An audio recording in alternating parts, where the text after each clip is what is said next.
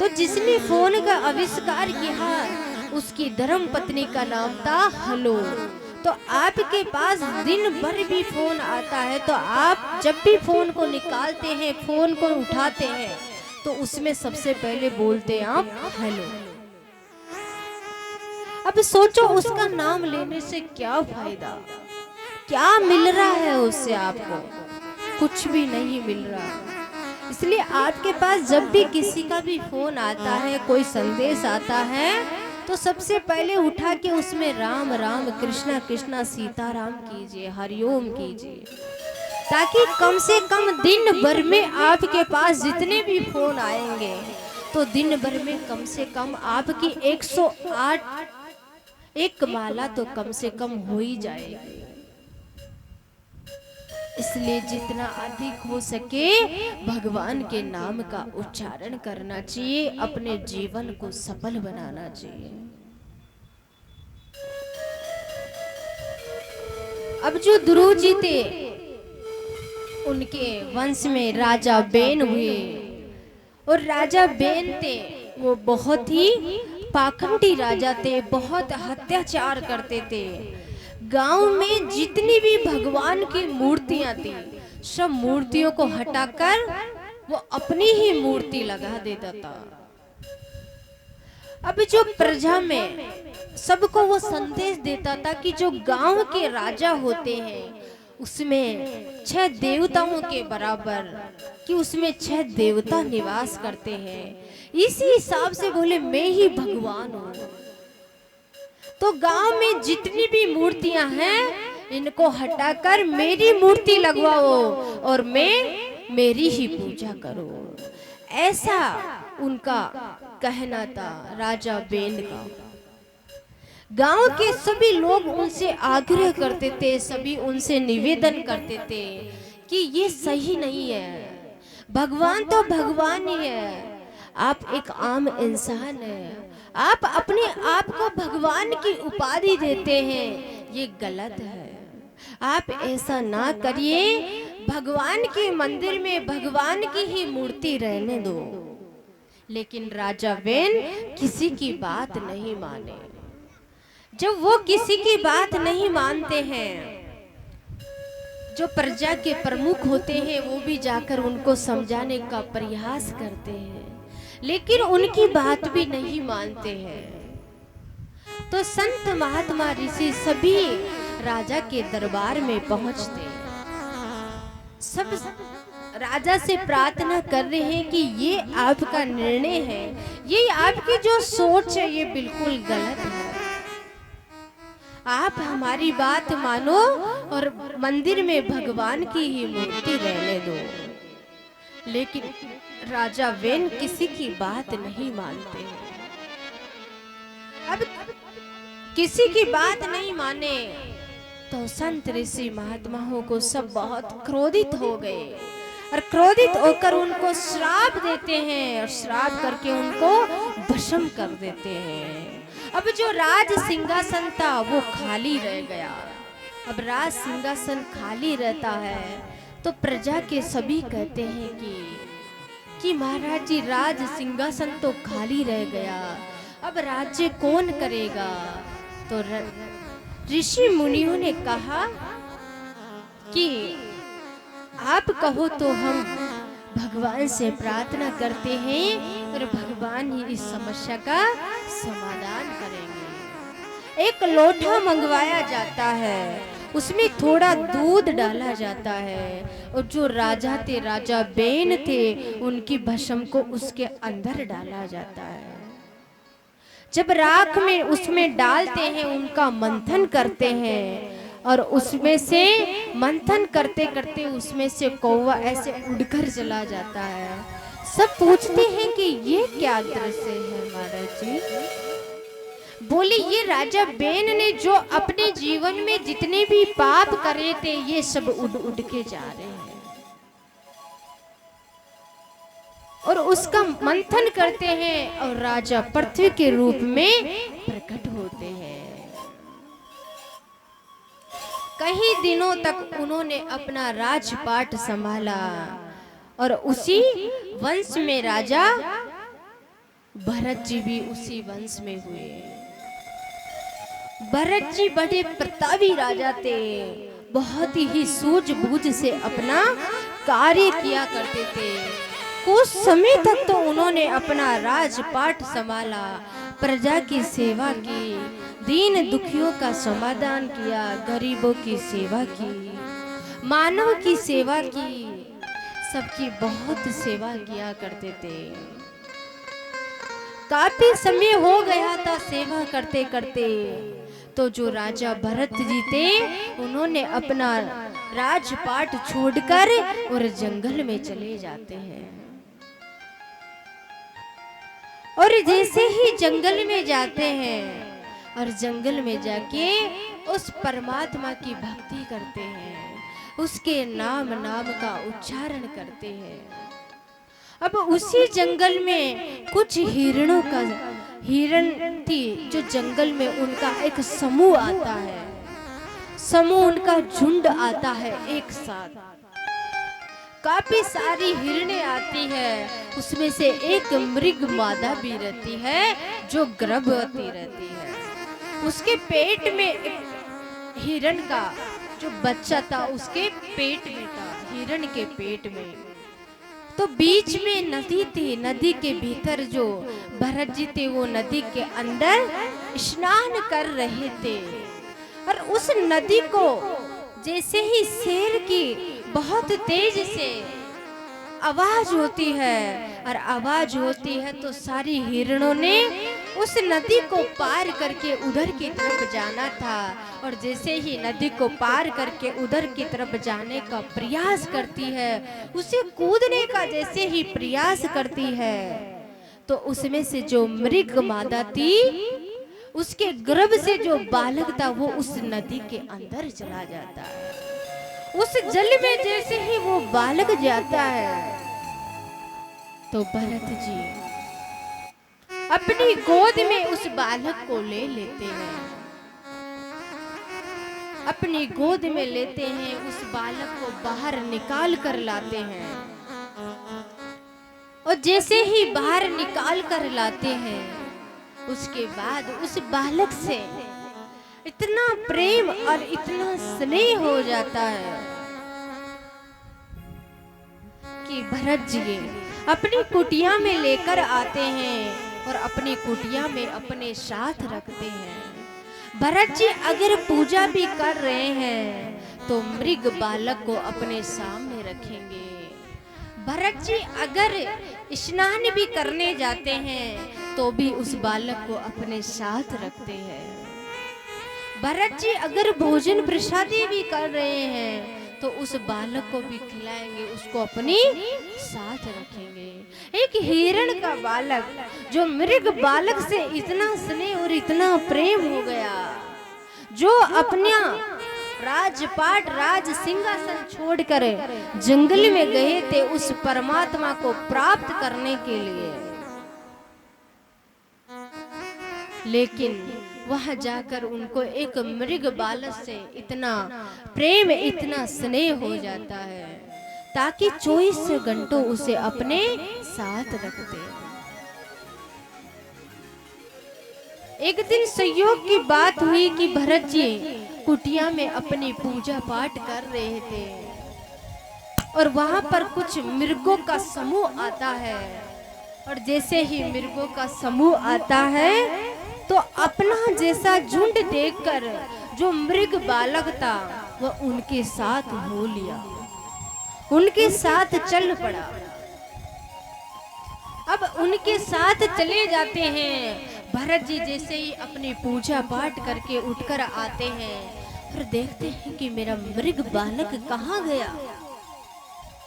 चारों तरफ ढूंढ लेते हैं जंगल में, लेकिन उनको मृग बालक कहीं नहीं दिखता।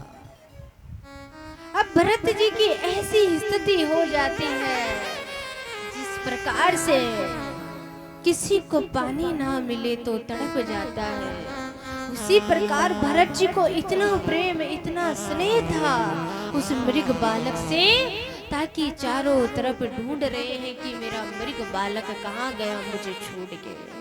कि मृग बालक कहाँ गया मुझे छोड़ के। कई दिनों तक समय निकलता गया और भरत जी का अंत समय भी करीब आ गया। और जैसे ही भरत जी का अंत समय करीब आता है तब भी उनके मुखार बिंद से एक ही नाम निकलता है कि मेरा मृग बालक कहाँ है, कि मुझे एक बार तो मेरे मृग बालक के दर्शन हो जाए। इतना प्रेम था, इतना स्नेह था भरत जी को। और कहा जाता है कि अगर किसी मानव ने अगर भूले भटके में भी कभी भी परमात्मा का नाम नहीं लिया, लेकिन अंत समय अगर उसके मुखारविंद से उस परमात्मा के नाम का, परमात्मा के नाम निकलता है, परमात्मा का नाम लेता है, तो भगवान उस भक्त का उद्धार करते हैं। लेकिन अंत समय परमात्मा का नाम कभी मुखारविंद से आता ही नहीं है, क्योंकि जीवन भर में हमने जितना धन इकट्ठा किया है, जो हमने कमाया है, और जो कमाया है जो जब छूटने लगता है तो बहुत दुख होता है। और जब मौत सामने आकर दरवाजे पर दस्तक देती है तो काश ऐसा लगता है कि कुछ जीवन में ऐसा इकट्ठा किया होता जिसे मौत भी छीन नहीं सकती। लेकिन जब चिड़िया चुग गई खेत तो पछताने से क्या फायदा। ये हम पहले से जीवन में चिंतन करें, मनन करें, उसका प्रयास करें, उस तत्व को समझने का प्रयास करें, उस परमात्मा के नाम का उच्चारण करें तो हमारा जीवन सफल हो सकता है। अन्यथा यूं ही भटकते रहेंगे, बड़ा मुश्किल हो जाएगा। तो भरत जी के अंत समय भी मुखारविंद से उस मृग बालक का ही नाम निकलता है कि मेरा मृग बालक कहाँ है, कहाँ गया मुझे छोड़ के। कम से कम आज तो मेरा अंतिम समय ही मेरा पास आ गया, मुझे एक बार तो दर्शन हो जाते। और ऐसे कहते कहते भरत जी के प्राण निकल जाते हैं और उनको जो दूसरी योनि प्राप्त होती है वो मृग योनि प्राप्त होती है। लेकिन भरत जी ने अपने जीवन में इतना दान पुण्य किया था ताकि उनकी बुद्धि भ्रष्ट नहीं हुई, उनको अपने पिछले जन्म का सब कुछ याद था। तो भरत जी ने सोच लिया कि मुझे मनुष्य जीवन मिला था, मैंने राजपाट के इतने सारे सेवा के कार्य किए थे, और ऐसा मुझे क्या हो गया था कि मैं एक उस मृग बालक के मोह में इतना पड़ गया कि मैं साक्षात उस त्रिलोकी के नाथ को, उस परमात्मा को भूल गया। जाने अनजाने में भी मैंने उसका स्मरण नहीं किया, उसको याद नहीं किया। मुझे ये जीवन इसलिए थोड़ी मिला था कि मैं सब कुछ छोड़कर तो उस परमात्मा के लिए गया था, और वहां जाकर भी उस मृग बालक के चक्कर में ऐसा पड़ गया, उसके मोह में ऐसा पागल हो गया कि मैं उस परमात्मा को ही भूल गया। लेकिन अब चाहे जो भी हो जाए, अब मुझे उस भगवान के प्राप्त करना है। तो उस योनि में, मृग योनि में भरत जी ने कोई ऐसा कार्य नहीं किया, किसी का एक इतना सा भी कोई पाप नहीं किया, किसी का जाने अनजाने में किसी को, किसी आत्मा को कोई दुख ना पहुंचे, ऐसा कोई कार्य नहीं किया भरत जी ने। और भगवान की ऐसी कृपा हुई कि उनको जो तीसरी योनि प्राप्त होती है, उस योनि से भगवान उनको मुक्ति दिलाते हैं और उनको तीसरी योनि फिर से मनुष्य योनि प्राप्त होती है। एक ब्राह्मण के घर में उनका जन्म होता है।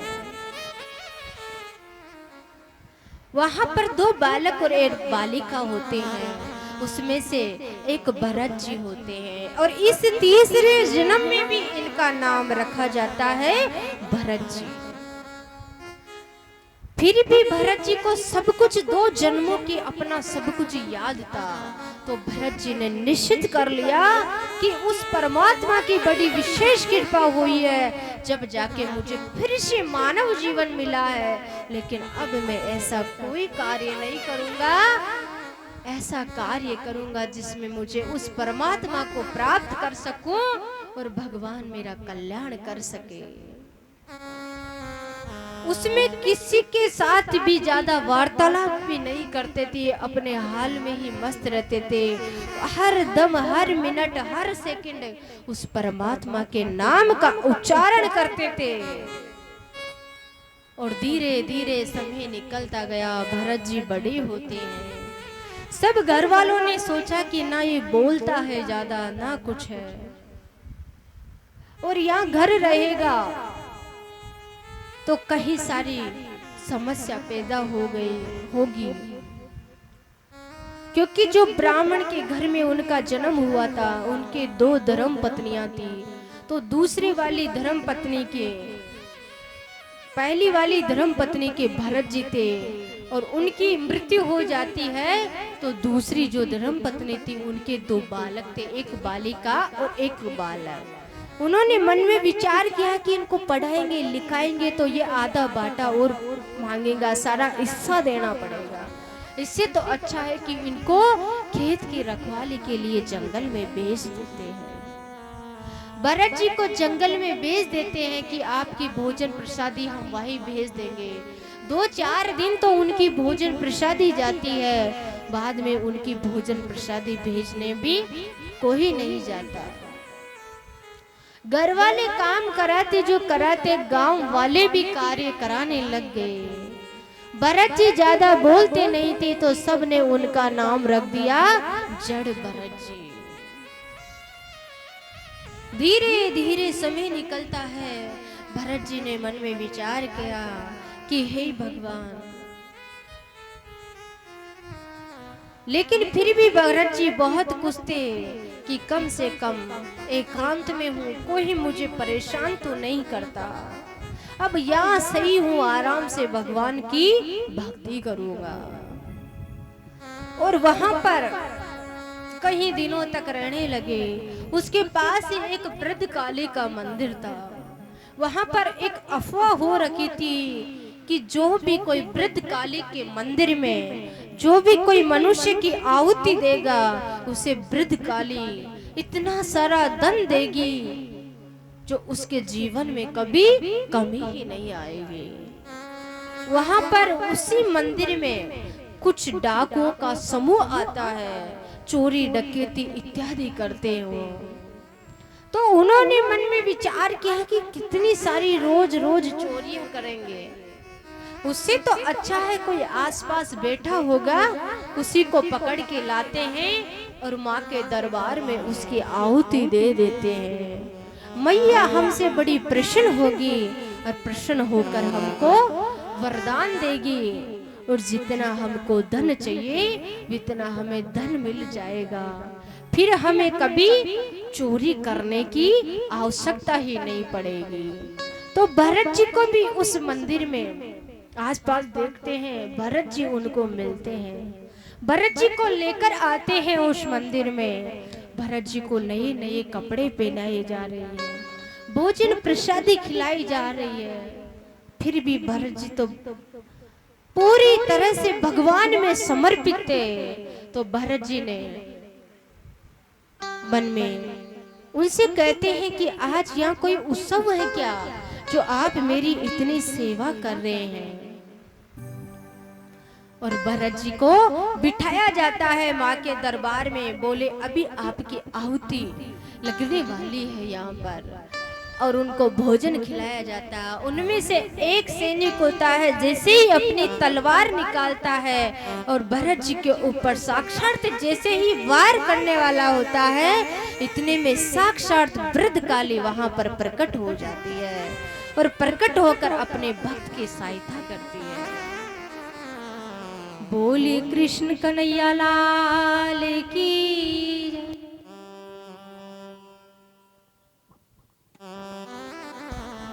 हरिओम। हेलो।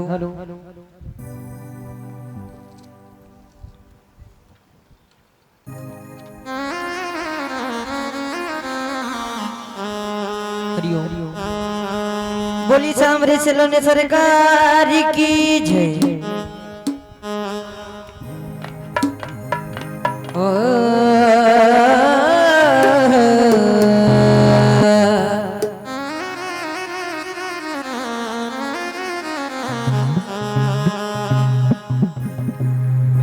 अरे मीठी मीठी रे मारा सांवरारी मुरली बाजे प्यारी बंसी बाजे होकर शाम की दीवाने राधा रानी नाचे।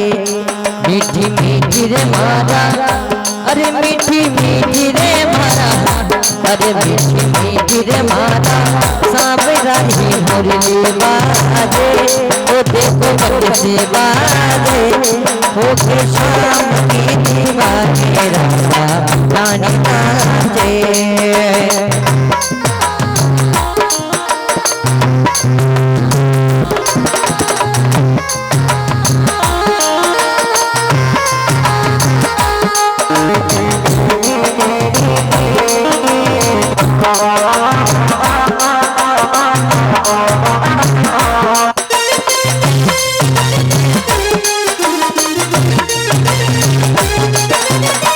मुरली बाजे जीने को बंसी बाजे श्री राधे। अरे मुरली बाजे जीने को बंसी बाजे अरे मीठी मीठी रे मारा अरे मीठी मीठी रे मारा अरे मीठी मीठी रे मारा सांवरानी मुरली बाजे ओ देखो बंसी बाजे ओ शाम की दीवाने राधा रानी नाचे।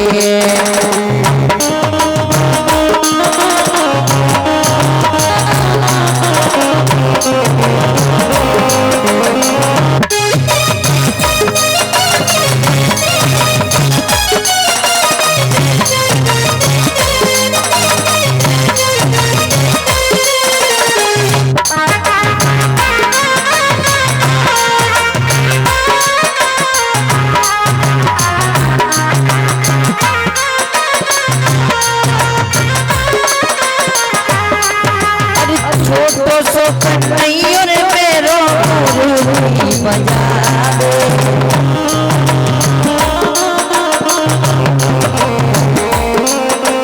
अरे यमुना किनारे सखिया तोड़ी तोड़ी जावे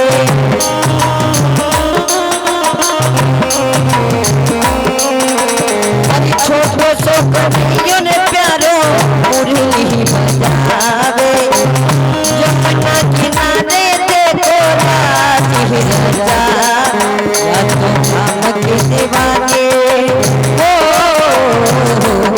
या तो शाम की दीवानी राधा प्यारी लागे और या का प्यारी लागे ओ मारा सांवरा की मुरली राधा नाचे।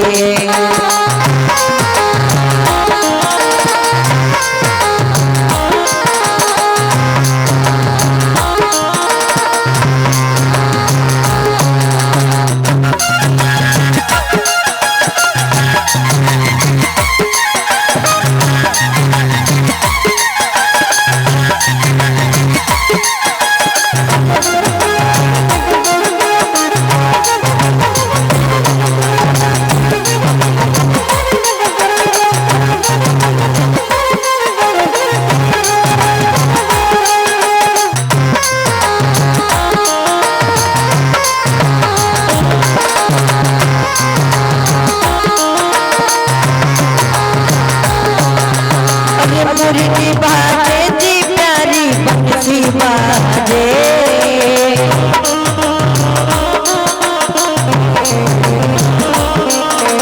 अरे मुरली बाजे जी प्यारी बंसी बाजे ओ करी शाम की दीवाने राधा रानी नाचे। अरे मीठी मीठी रे मारा अरे मीठी मीठी रे मारा अरे मीठी मीठी मारा सांवरानी मुरली बाजे ओ देखो बंसी बाजे ओ शाम दीवानी राधा रानी नाचे।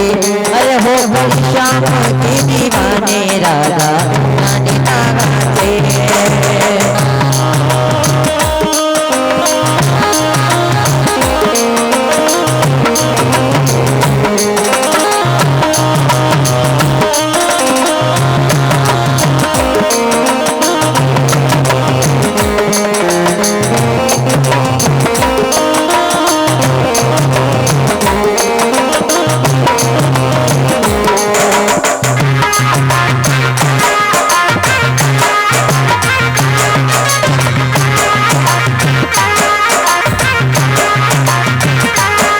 मीठी रे मारा, अरे मीठी मीठी रे मारा, अरे मीठी मीठी रे मारा सांवरा रे मोरी बाजे। ओ देखो बंसी बाजे, ओ कोई शाम की दीवानी राधा रानी नाचे। ओ हो गई शाम की दीवानी राधा रानी नाचे।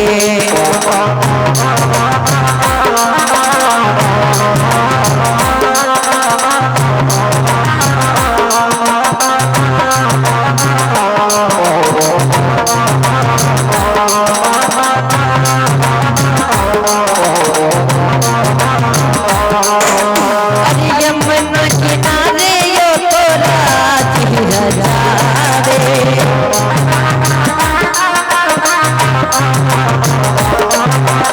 अरे सखिया मिल मिल रात ही रजावे।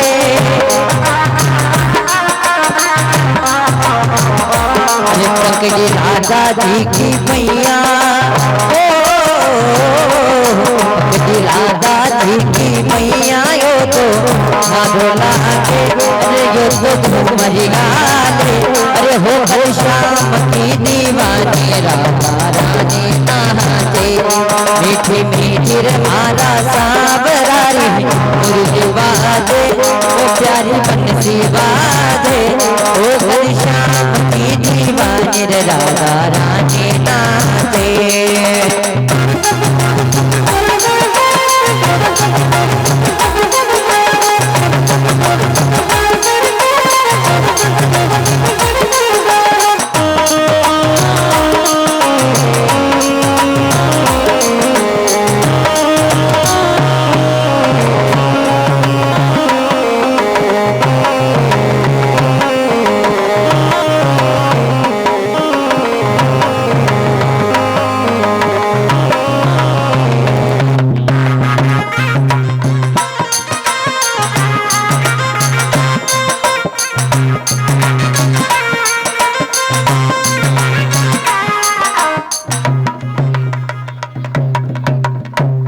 राधे। कृपया सभी शांति बनाए रखें।